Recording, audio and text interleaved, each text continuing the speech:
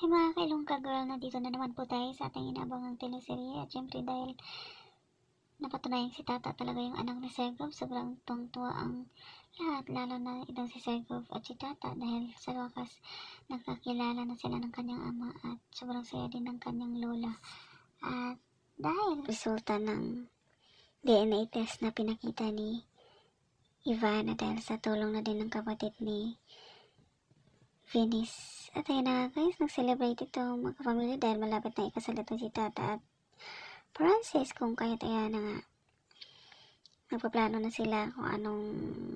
gown niya isusuot ni Tata at ang lola ni Francis o ni Tata mismo ang pipili para sa kanya. At nung magtatay na yung dalawa, biglang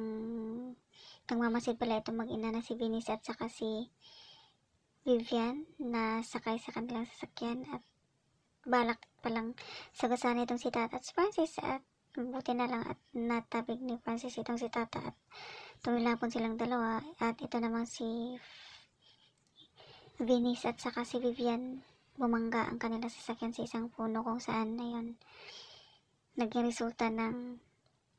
pagkasira ng kidney ni Vivian at ito namang si Venice ay parang nagiging baliw dahil parang nawala yata sa kanyang katinuan. Sa ospital kung saan nandun nakaratay si Vivian, kailangan siyang magamot at syempre kailangan niya ng chemotherapy kung saan bumisita itong si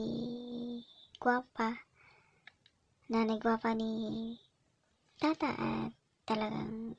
inoffer pa kay Vivian yung mga gamot na natira niya dati nung nasa hospital din siya at sobrang hiyang-hiya ito si Vivian sa kay Guapa dahil kabila ng kasamaan nila nagawa pa rin itong maging mabuti sa kanya kung kaya tayo humingi ito ng tawad sa kay nanay Guapa ni Tata at pinatawad naman siya nito at matagal na daw siya nitong napatawad. At guys, ito namang si Francis sa Tata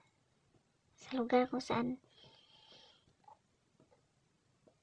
ikakasal sila. Sobrang saya ng lahat dahil syempre kumpleto na yung pamilya nila at bonggang-bongga yung gown ni Tata. Sobrang ganda niya sa kanyang gown at inihatid na siya ng kanyang daddy sa altar kung saan nandun nag-aantay si Francis at sinabi nito na ingatan daw ni Francis yung kanyang anak at syempre talagang tungtwa din itong si Francis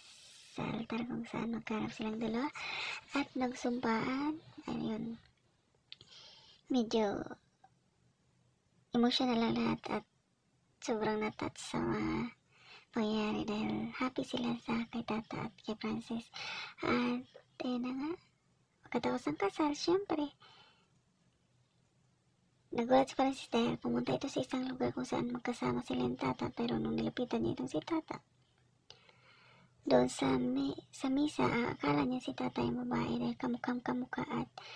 talagang naboses din at nung tinanong niya ito, akala niya nagkukunwari lang itong si Tata pero hindi pala yun si Tata dahil nung tumingin itong si Francis, biglang kinuha yung wallet nito at parang snatcher yata yan o mandurukot o same lang pala yung snatcher at mandurukot. At nang maglingon niya, biglang tinawag siya ni Tata at nagulat si Francis dahil sinabi niya na talagang akala niya si Tata dahil magkamukha daw talaga sila. At ayun na nga, sa isang sulok na doon yung babae, pinuklat yung wallet ni Francis at nakita niya na maraming laman ng pera at tungto ito dahil may maibigay na naman daw ito sa kanyang ama. At ayun na nga guys, abangan natin yung mga susunod na gawa natin. Sobrang saya ng kasal ni Tata at syempre happy na din ang lahat dahil nagkapatawaran na. Thank you so much for watching. Please don't forget to like, subscribe, and press the bell button for you to notify in my next video. Thank you and bye!